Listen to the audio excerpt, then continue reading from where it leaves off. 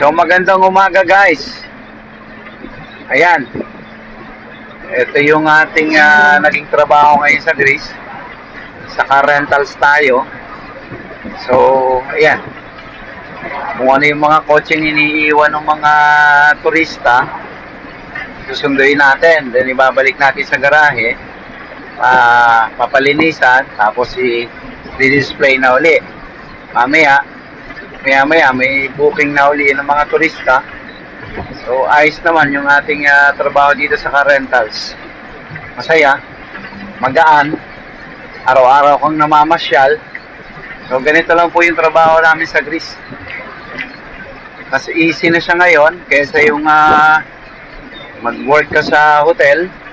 Doon lang umiikot yung buong 8 oras mo sa pagsisilbi sa mga tourists. O medyo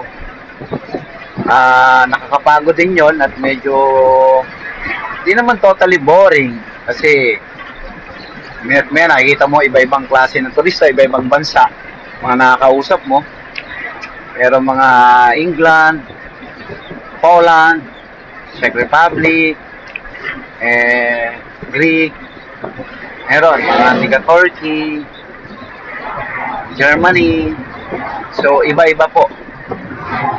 Pero as of the moment, mas enjoy ako sa ganitong trabaho, sa pagdadrive. Kasi ito talaga yung hilig ko. Para kang namamasyal lang, then kumikita ka na. So meron po kaming may car wash area po kami. Dadalhin po namin itong mga kotse na ito. At papacar wash natin doon sa naglilinis.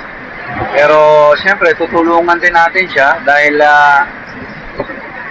parte naman natin ng trabaho natin yan. Para tulong-tulong lang, parang team lang po. Wala naman tayong problema dyan. So ayan guys, nakikita niyo yung Greece. Ganito sa Greece.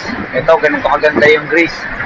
So sa ngayon medyo marami ng turista, kaya marami tayong sasakyan na nakikita. So ayan, madali lang naman ho ang trabaho sa Greece. Ang mahirap po ay makapasok dito sa Greece, guys. Pero depende rin sa contacts mo rito.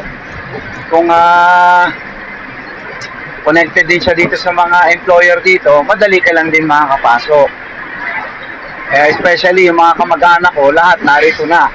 Asawa ko, mga kapatid ko, asawa ng kapatid ko, at saka yung mga pinsan ko, mga